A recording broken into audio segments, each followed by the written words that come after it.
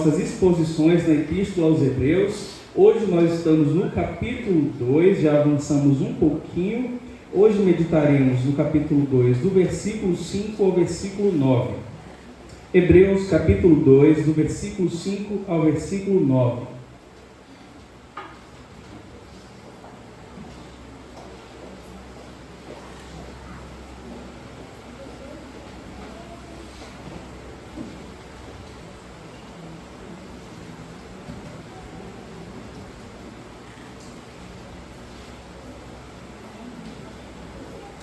Amém, queridos? Encontraram? Vou fazer a leitura então do texto. Hebreus 2, do 5 ao 9. Diz assim: Pois não foi a anjos que Deus sujeitou o mundo que há de vir, sobre o qual estamos falando.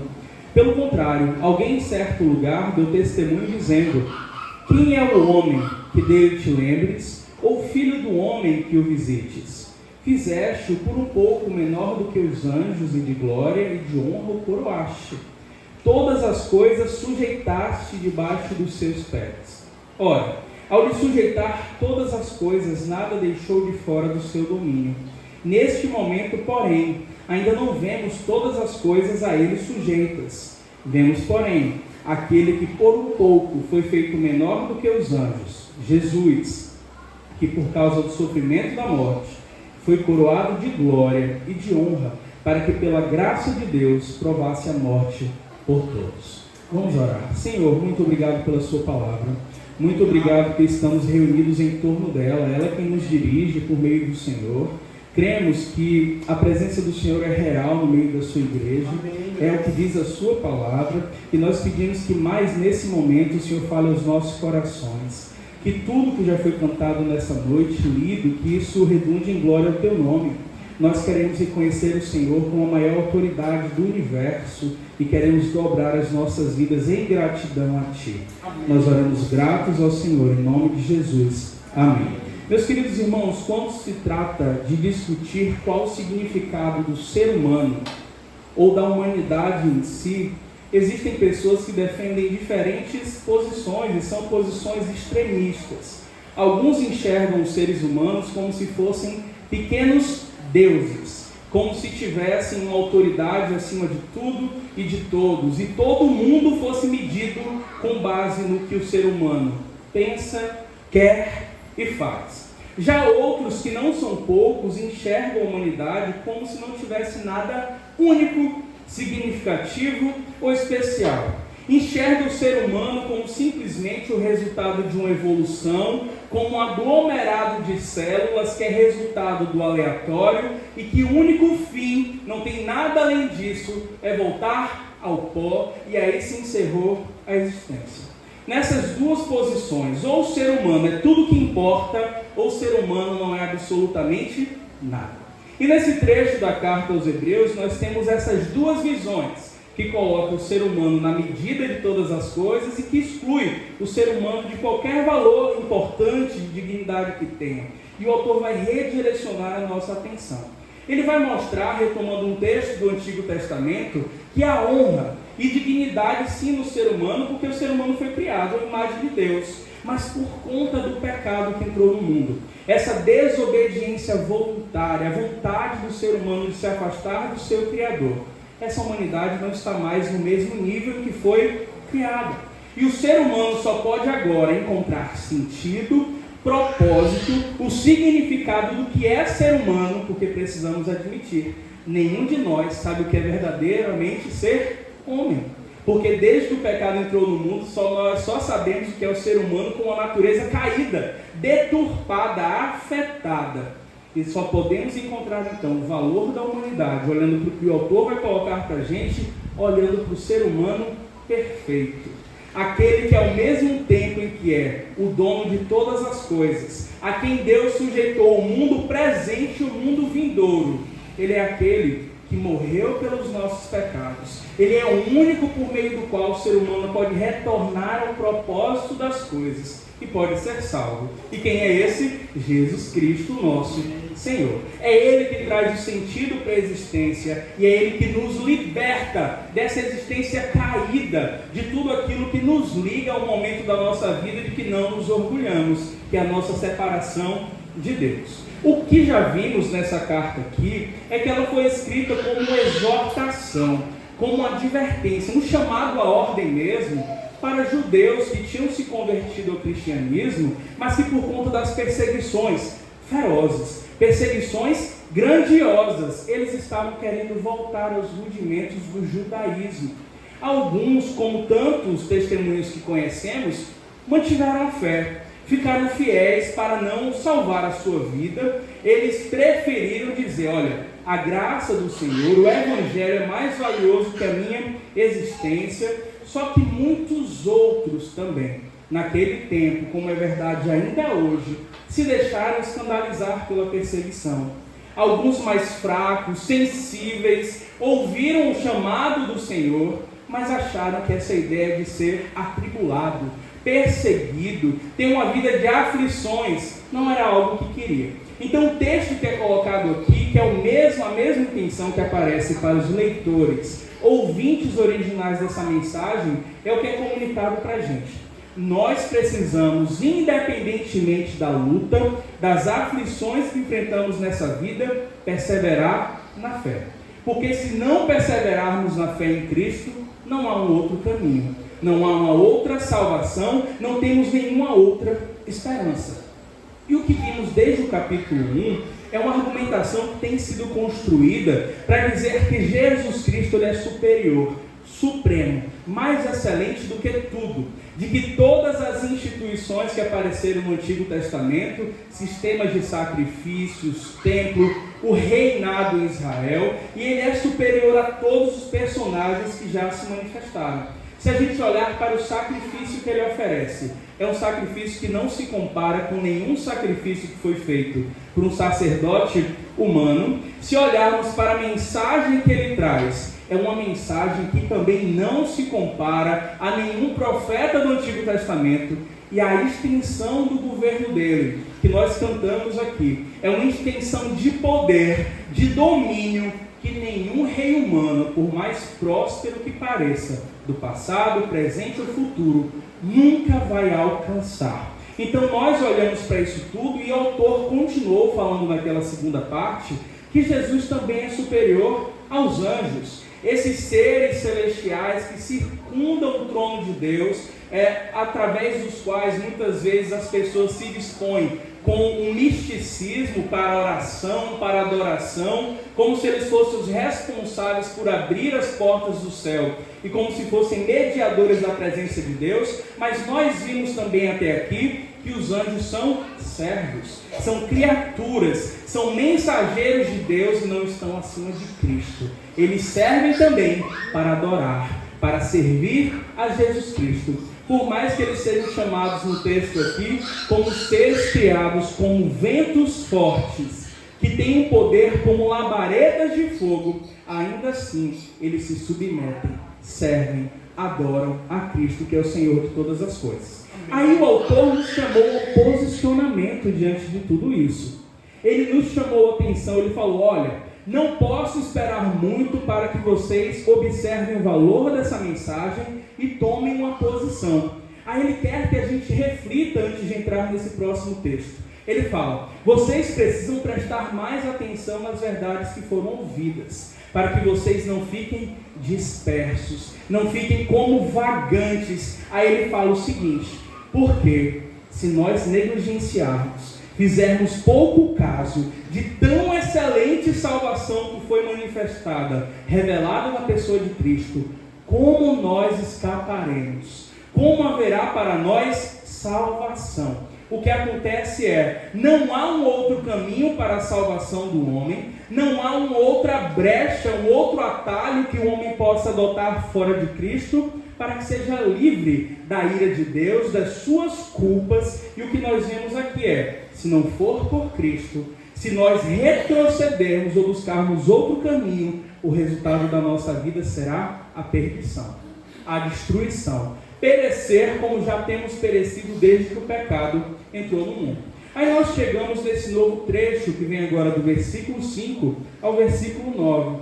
E tratando ainda, nesse início, sobre a superioridade de Jesus em relação aos anjos, o autor vai escolher um salmo messiânico, escrito mais de 1000 anos antes do nascimento de Jesus, para reforçar o seu argumento. Aí eu queria que você olhasse comigo, por favor, do versículo 5 ao versículo 8, parte A.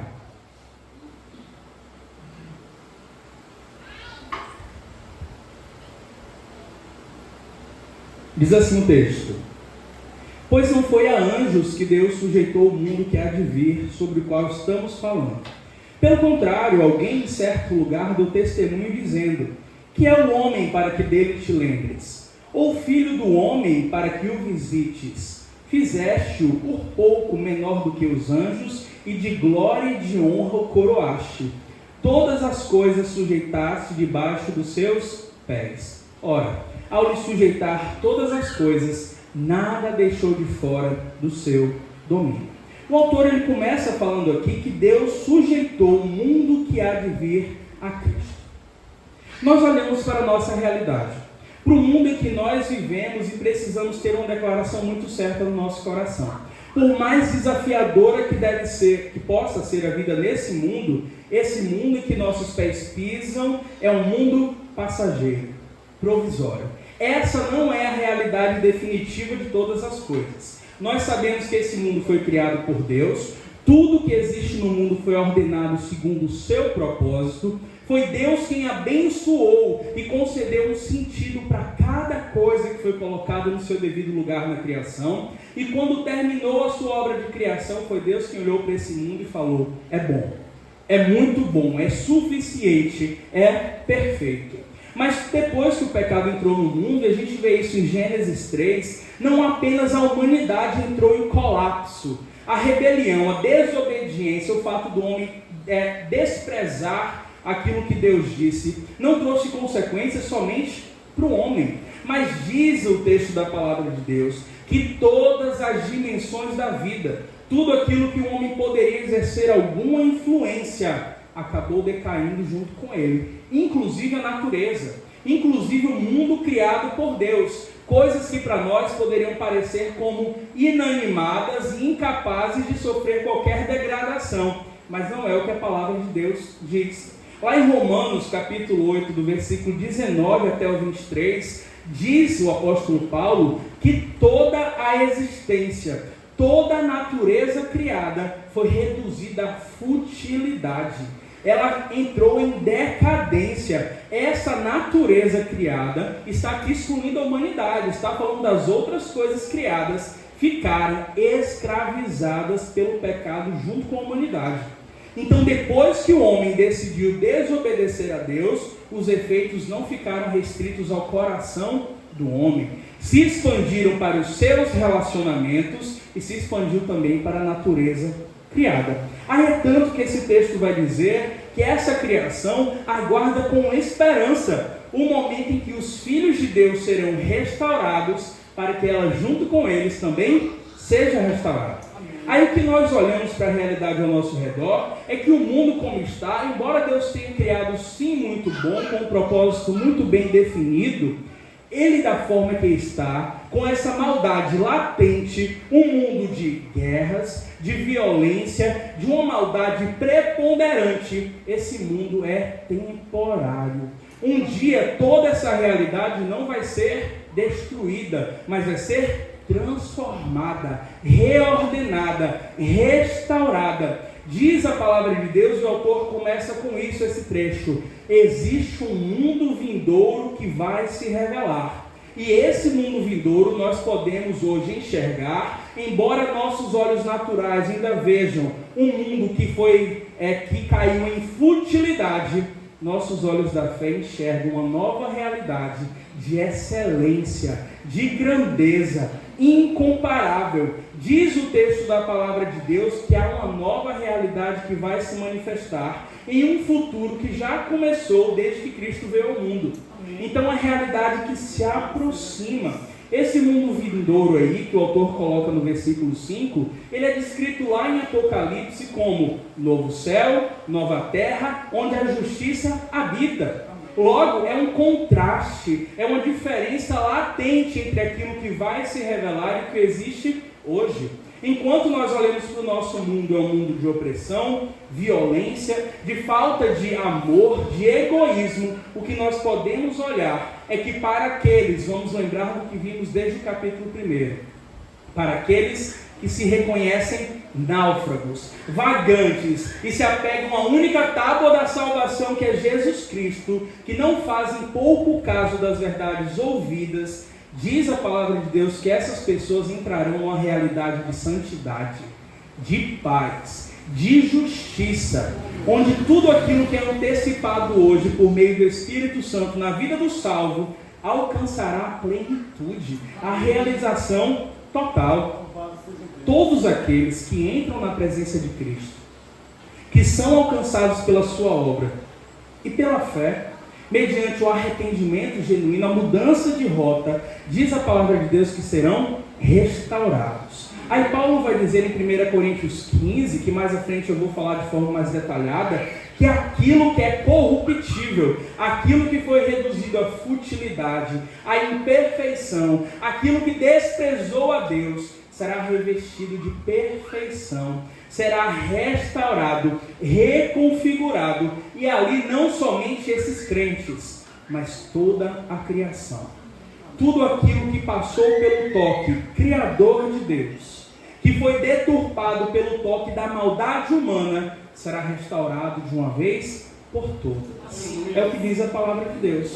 E como diz aqui o versículo 5, esse mundo vindouro, essa nova realidade não foi confiada aos anjos, mas a Cristo, porque Ele é o edificador, Ele é o construtor dessa nova realidade, e é também aquele que inaugura. É a partir da sua revelação ao mundo que nós sabemos, os últimos dias já começaram, nós já estamos caminhando para a plena restauração, e o texto vai dizer para a gente, esse Cristo que nós vimos desde o capítulo 1, reina hoje, atualmente não há nada que esteja fora do seu domínio, Ele também reinará sobre essa era, sobre esse mundo vindouro. Só que isso para nós ainda não é visível. Nós olhamos ao nosso redor e tudo que vemos muitas vezes é calamidade, é maldade. Parece que o mal triunfa, não encontra freios. Só que nós olhamos para textos como esse da palavra de Deus e precisamos trazer para o nosso coração confiança de que aquilo que Deus disse que vai acontecer de forma perfeita. Ainda que olhemos para seres humanos que desprezam a realidade de Deus, pessoas que vivem a sua vida como se nada disso daqui fosse realidade, um dia veremos esse reino de Cristo no mundo vindouro, revelado de uma vez por todas, em uma dimensão em que todo olho verá, toda língua vai confessar, todo joelho vai se dobrar e vai entender que Cristo é o Senhor para a glória de Deus. Entre os judeus havia uma crença que não é validada pelo Antigo Testamento, mas pelas tradições orais, que os anjos eles eram responsáveis por reinar sobre as nações. Eles eram inclusive responsáveis por reinar em outros planetas e estrelas, coisa que a palavra de Deus não toca nesse assunto e não dá qualquer margem para que a gente creia. Só que o autor combate isso dizendo para nós que a era presente e o mundo que há de vir está debaixo da autoridade de Cristo. E o texto que ele vai usar para nos ensinar sobre isso é um texto que ele vai falar no versículo 6, que foi dito por alguém em certo lugar esse testemunho. Só que o lugar, olhando para a palavra de Deus e quem disse, é muito claro para nós que esse alguém é Davi e o lugar é o Salmo 8 da palavra de Deus. Se os irmãos quiserem abrir o Salmo para ver mais ou menos o que diz, mas nessa primeira parte do Salmo de Davi, que fala sobre essa nova realidade aqui que é aplicada ao Messias, Davi ele começa falando sobre a majestade de Deus. Ele vai falar: Jeová, Senhor nosso, quão grande é o seu nome sobre toda a terra, as obras das suas mãos, aquilo que o Senhor fez com o seu dedo, é maravilhoso. Quando eu olho para a lua, para as estrelas, para o céu, eu fico abismado com a sua grandeza. E em seguida, na segunda parte do Salmo, que começa no versículo 4, Davi, olhando para a grande realidade de Deus, a grandeza desse Deus Criador que é majestoso, ele olha para dentro de si. E ele faz uma reflexão, olhando para a insignificância aparente da humanidade perto de Deus. Porque olha, perto de quem é Deus, perto dos seus feitos, ele vai dizer: quem é o homem para que dele se lembres? Quem é o filho do homem para que Deus o visites? Como é que um Deus tão grande, tão poderoso, tão excelente em tudo que faz, se importa com pessoas tão insignificantes quanto eu e quanto você? Aí o texto que é citado pelo autor aos Hebreus vai continuar aqui, Tu fizeste um pouco menor do que os seres celestiais, e o coroaste de glória e de honra. Tu fizeste dominar sobre as obras das tuas mãos, sob os seus pés tudo pusestes. Esse é o texto que é citado literalmente pelo autor, ali da parte B do versículo 6 até a parte A do versículo 8. E esse salmo aqui, à luz do tempo de Davi, porque esses salmos muitas vezes têm um cumprimento próximo daquelas palavras, refletem um sentimento real do salmista, mas Deus também usa isso para anunciar sobre a realidade futura. Aí o salmista não diz outra coisa para a gente, numa leitura muito fria, senão que a humanidade em si mesma não é absolutamente nada. Ela só encontra o sentido em Deus. A humanidade simplesmente pode fazer alguma coisa e encontrar um lugar nesse mundo de significado, sabendo qual foi o propósito dado por Deus. Porque foi Deus quem designou o ser humano para governar, dominar esse mundo, para cuidar da terra, debaixo do reino de Deus. Aí nós vemos algumas pessoas que usam esse salmo aqui para tratar exclusivamente da humanidade. Alguns, inclusive, mencionam, com base nesse texto, que o homem é a coroa da criação. Ele é a parte mais excelente de tudo que existe. Isso não é mentira. O ser humano tem uma posição de dignidade acima de tudo aquilo que foi criado. Mas esse salmo parece que ele tem um cumprimento além do que a própria humanidade. Como eu falei, esse salmo foi escrito cerca de 1000 anos antes de Cristo, e ele já está apontando aqui, é o que o autor quer que nós absorvamos dessa realidade. Ele já aponta para o Messias anunciado por Deus, o Salvador do mundo, o restaurador da realidade, o titular desse mundo vindouro. Para o autor aos Hebreus aqui, é Jesus Cristo, é aquele que, como diz o versículo 7, foi por um tempo feito um pouco menor do que os anjos, mas foi coroado de glória e de honra, tendo domínio sobre todas as coisas. E se nós olharmos a história bíblica, lá no capítulo 1 de Gênesis, versículo 28, nós podemos ver que Deus não deixou o homem no mundo sem um sentido, sem um propósito, sem uma designação. A palavra de Deus diz ali que depois de ter criado o homem, Deus deu uma responsabilidade. Deus falou: olha, você é o meu representante, você vai encher a terra, você vai governar, reinar sobre tudo aquilo que existe nesse mundo. Só que o homem foi bem nessa missão?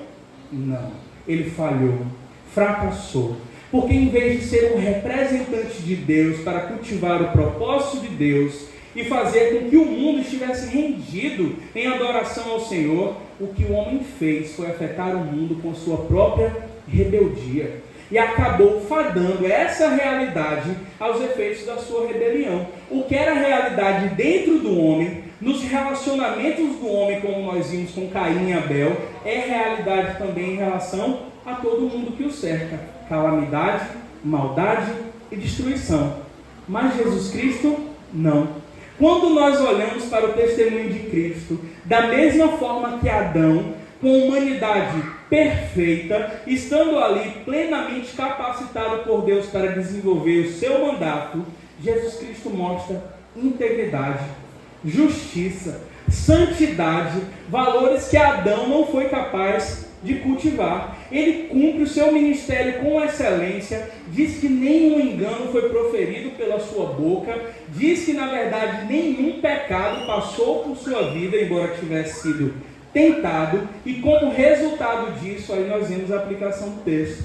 Ele foi coroado de glória e de honra, porque ele conduziu todas as coisas que estavam debaixo da sua responsabilidade para o fim esperado por Deus. O autor, Paulo, na verdade, em Filipenses, vai dizer, inclusive, como ele levou isso até o último grau. Enfrentou a morte e morte de cruz. Em vez de ser aquele que destrói, ele é aquele que restaura. Em vez de ser aquele que mata, como Caim, é aquele que vivifica. Em vez de ser um homem que contamina com seus maus desejos, ele é aquele que purifica, como fez com os leprosos ao longo da sua jornada. Então nós não sabemos, inclusive, se intencionalmente, mas ao retomar esse texto, que ele aplica totalmente a Jesus, o autor vai colocar aqui o título Filho do Homem. O Filho do Homem aqui era um modo semítico de falar simplesmente assim, é um ser humano. Só que nós olhamos para o Antigo Testamento, para a profecia de Daniel,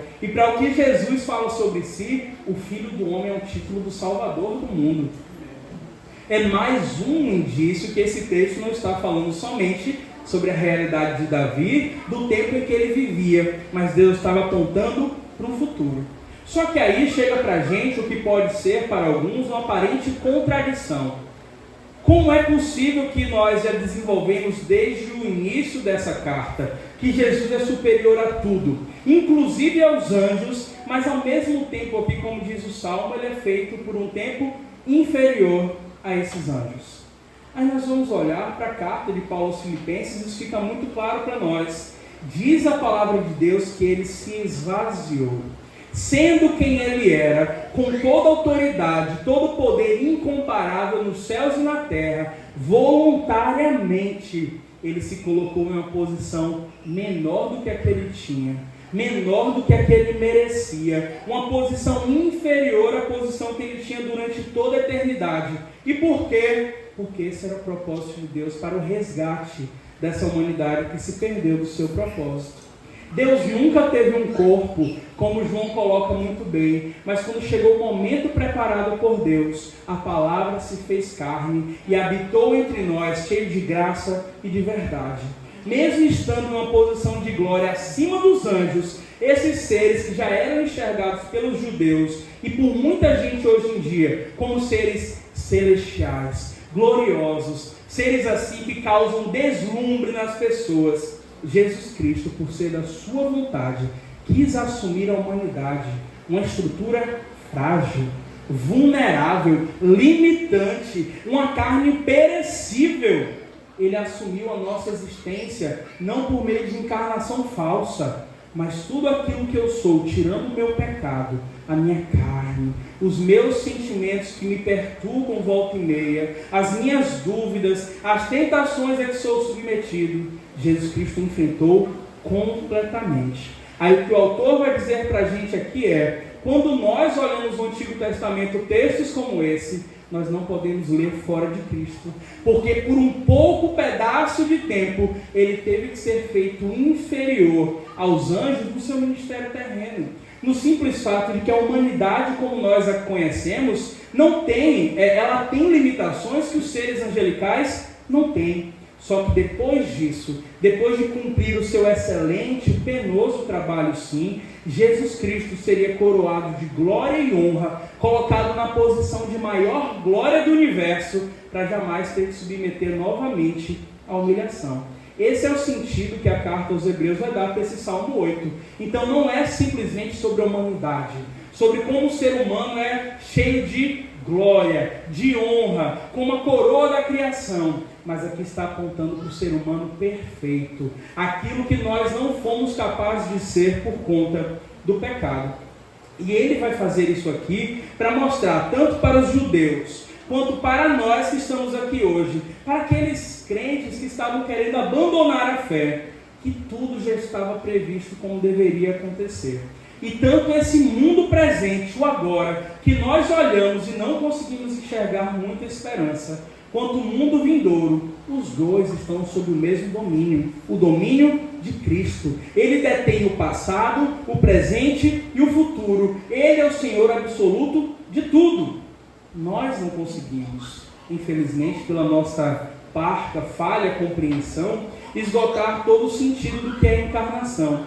Mas nós devemos crer. E esse é o desafio que o autor coloca aqui para nós.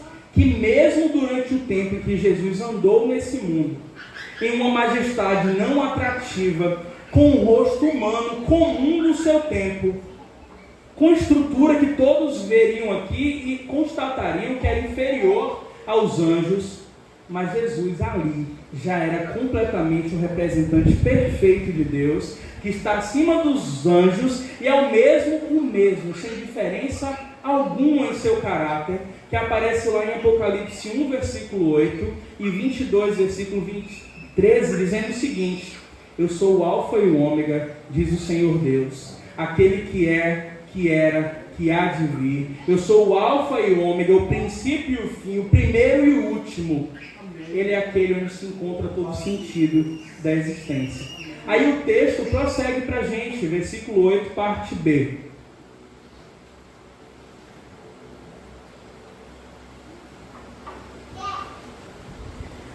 Nesse momento, porém, ainda não vemos todas as coisas a ele sujeitas.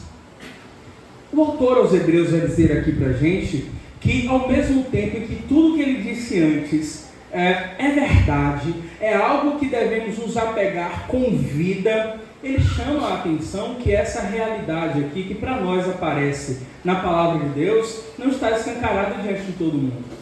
É uma realidade que não foi ainda completamente descortinada. E por quê? Porque Deus não quis ainda que fosse. Porque há um momento previsto para que isso aconteça. Ainda não se completou tudo que haveria de ser. Ainda não chegou o tempo de que esse domínio, essa glória e honra fique visível em todos os olhares. Só que ainda que não pareça, ainda que eu olhe para governantes humanos injustos no trono, ainda que eu esteja submetido a leis que eu julgo injustas, ainda que tenhamos servos do Senhor em lugares que são ameaçados de morte, por pregar essa palavra, por querer simplesmente viver a igreja, já hoje, agora, nesse momento, eu devo afirmar que não há nada que esteja fora do domínio de Cristo.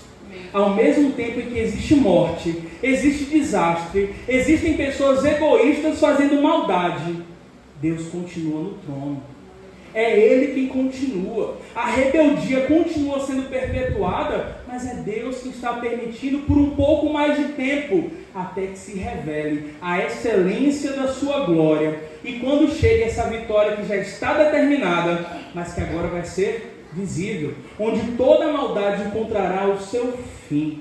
E olhando para isso aqui pela fé, o que o autor quer de nós? Que não deixemos escapar pelas nossas mãos tão grande salvação. Amém. Que não deixemos que as circunstâncias que nos cercam nos desolem, porque a nossa esperança é muito maior. Eu olho para tudo aquilo que me aflige e eu devo olhar, Jesus Cristo é maior. A esperança que Ele me prometeu é maior. Aquilo que Ele já me deu é maior. E o resultado não pode ser outro em nossas vidas, senão segurança, firmeza, uma fé que não se deixa ser levada por ventos que sopram de todos os lados. É isso que Ele espera de nós, porque nós enxergamos hoje aquilo que um dia vai ser realidade para todos. Estevão, sendo apedrejado, no momento do seu martírio, ele teve um vislumbre que todos nós podemos ter hoje pela fé. Jesus Cristo, ao lado de Deus, triunfante, vitorioso, mostrando toda a sua glória e declarando no nosso coração, diante dessa visão espiritual, como nós cantamos, já não há mais nada que a Ele não pertença. Amém. E tudo isso é prova da sua graça. E aí o autor que vai inaugurar nessa sessão aqui os motivos pelos quais Jesus teve que por um tempo se fazer menor do que os anjos. Ele vai falar a primeira dessas razões, e é que a gente vai ficar nessa noite para que olhemos por que Jesus precisava ter submetido a tamanha humilhação, sendo que Ele é. Aí o versículo 9 vai dizer para a gente: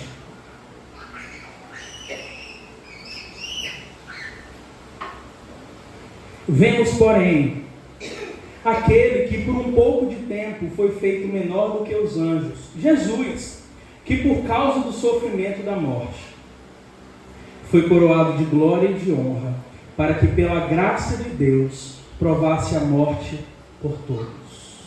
Amém. Por que Jesus se fez por um tempo inferior aos anjos? Por que esse Cristo, Filho de Deus, que é o resplendor da glória de Deus, a expressão exata do seu ser, aquele que sustenta todas as coisas com sua palavra poderosa, aquele que tem o domínio sobre tudo que existe, tanto da era presente quanto do mundo vindouro, por que ele precisou fazer o que ele fez? Aí o autor vai dizer para a gente: pela graça de Deus, para que ele provasse a morte por todos nós. Não que experimentasse de modo falso, não que tivesse uma aparência de morte, mas que morresse verdadeiramente. A humanidade se rebelou contra Deus, pecou, cultivou o seu coração, alimentou a maldade porque gosta de fazer a maldade. Nós gostamos de ser maus. Temos essa tendência. Paulo vai falar: o bem que eu quero eu não faço, mas o mal que eu não quero eu flui tão naturalmente que parece que resume muito bem quem eu sou. Essa humanidade que nutriu no seu coração a rebeldia, a desobediência, o resultado já tinha sido anunciado por Deus. O resultado é morte, porque o salário do pecado é a morte, é o que diz a palavra. E essa morte permaneceu sobre todos os homens, indistintamente. Não teve nenhum que conseguiu triunfar contra esse inimigo na nossa humanidade pecadora. Só que o que aconteceu?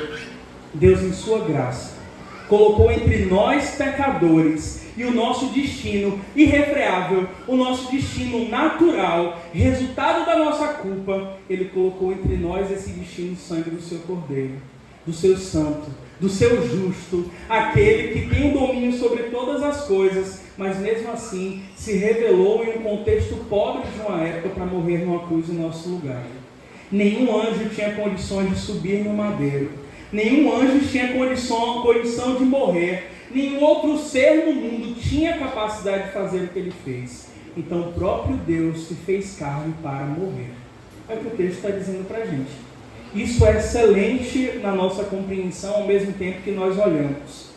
Que troca terrível. Uma vida justa em troca de tantos injustos. Jesus Cristo se colocou numa posição inferior aos anjos para nos resgatar da morte e para nos dar o seu dom gratuito, que é a vida eterna garantida por Ele. Amém. E o motivo o autor coloca para que nós não percamos de vista: é graça, favor não merecido da parte de Deus, compaixão, misericórdia, amor. E não de uma forma simplesmente teórica. Não é um amor de palavras, mas foi um amor que foi provado na cruz. É o que Paulo diz em Romanos 5,8. Deus provou esse amor em que Cristo, o ser humano perfeito, morreu em nosso lugar, recebendo o castigo que nos era devido, quando nós éramos ainda pecadores, sendo nós ainda merecedores da pena, não quando fizemos algo para atrair o seu coração. Aí Isaías vai dizer: ele foi moído pelas nossas transgressões, esmagado pelas nossas iniquidades, recaiu sobre ele as nossas culpas. Ele provou a morte por nós, para que nós, os que crescemos, não tivéssemos que passar por essa morte. Você tem noção de um negócio desse? O justo foi punido pelos culpados, para que nós não fôssemos punidos. Essa é a sequência do texto. Aquele que foi coroado de glória e de honra, diz aqui, que recebeu o domínio sobre todas as coisas, que está exaltado na mais alta posição, que tem um nome acima de todo nome, para que ao nome dele se dobre tudo. Ele se submeteu a uma morte sem precedentes, a humilhação terrível, um sofrimento inigualável. E o Salmo 8 não é o único salmo messiânico que a gente tem. Tem um salmo, que é o Salmo 22, que é outro salmo que aparece para a gente na literatura de sabedoria da palavra de Deus, nos cânticos, que trata do Messias, mostrando que esse já era o plano de Deus, essa sua humilhação desde a eternidade. tudo aquilo que nós vimos se cumprir na Páscoa, em Jerusalém, naquele tempo que hoje nós rememoramos, ano após ano, já estava predito por Deus. Olha o que diz o Salmo 22. Deus meu, por que me desamparastes? Por que estás tão longe de salvar-me, tão longe dos meus gritos de angústia? Como água me derramei, e todos os meus ossos estão desconjuntados. Meu coração se tornou como cera, derreteu-se no meu íntimo. Meu vigor secou-se como um caco de barro. A minha língua gruda no céu da boca. Deixaste-me no pó, à beira da morte. Cães me rodearam, um bando de homens maus me cercaram. Perfuraram minhas mãos e meus pés. Eu posso contar todos os meus ossos expostos, mas eles me encaram com desprezo. Dividiram, lançaram sortes pelas minhas vestes. Essa humilhação, o Rei dos Reis e Senhor dos Senhores, aquele que é coroado de glória, passou para quê? Pela graça e por nós. Assim foi que Deus consumou a redenção pelo seu povo. E Ele não fez como um Marte que esperava que as pessoas o reconhecessem dentro de uma ideia, mas como um Salvador sem pecado que fez isso para nos libertar da morte. Como alguém que fez isso para nos salvar, para nos livrar da maldição que nós mesmos semeamos. E mais do que isso, queridos, sempre vai ser para nós surpreendente pensar que ter sido livrado da morte já era suficiente. Ter a salvação e ter vida eterna já era o suficiente. Mas a palavra de Deus vai aprofundar isso. Diz a palavra de Deus que Ele ainda nos deu um lugar ao seu lado, para que nós compartilhássemos da herança que Ele mereceu, do resultado do trabalho que Ele conquistou. Ele compartilha conosco pela graça, para que nós fôssemos também revestidos de glória e de honra. Quem mereceu foi Ele, mas Ele compartilhou de bom grado. Ele nos deu os direitos que Ele conquistou. Pela mesma graça que Ele nos livrou da morte, Ele nos fez participantes do seu reino. Pessoas que reinariam com Ele, co-herdeiros da sua herança. Em 2 Timóteo 11, Paulo vai dizer: se continuarmos a suportar o sofrimento com paciência, também reinaremos com Cristo. Muito tempo antes, Daniel 7,18 diz: os santos do Altíssimo receberão o reino e o possuirão por toda a eternidade. Amém. Todos os leitores dessa carta, todos os ouvintes dessa mensagem e todos nós que podemos estar tomados de desânimo, perto de desistir, de esmorecer, de dizer: essa fé não é para mim por conta dos sofrimentos. Essa é uma notícia excelente que redireciona o nosso coração. E o que ecoa para nós é aquilo que foi dito no início desse capítulo 2. Como escaparemos nós se negligenciarmos tão grande salvação? Em quem nós encontraremos tamanhas bênçãos? Em quem nós encontraremos vida?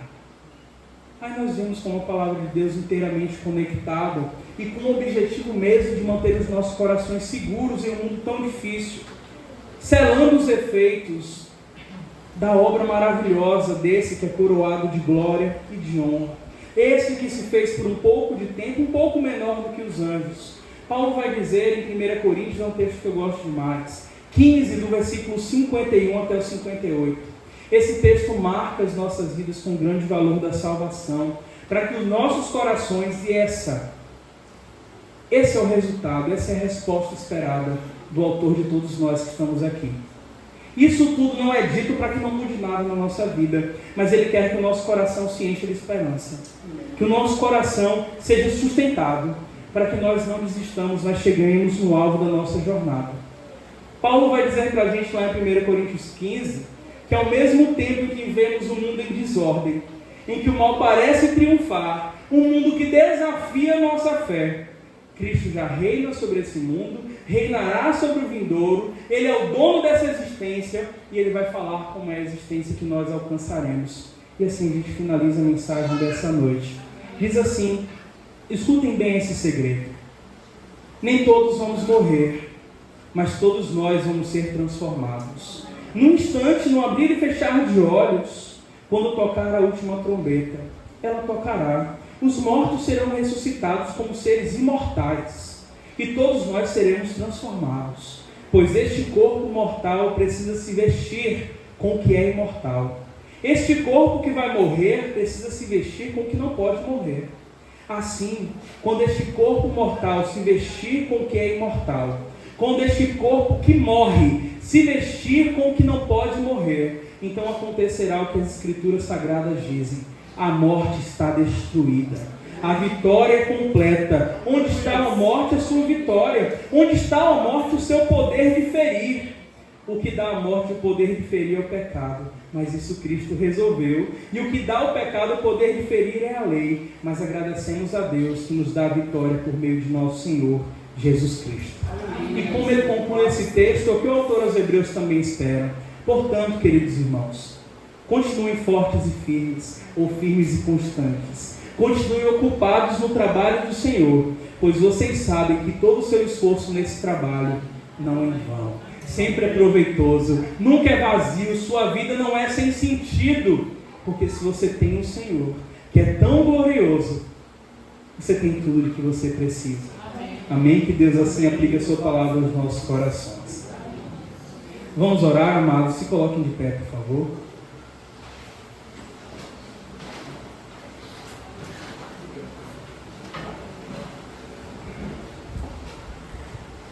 Senhor Deus, diante dessa palavra que ouvimos nessa noite, Deus, o Senhor nos constrange diante de tão maravilhoso amor, da excelência da sua misericórdia.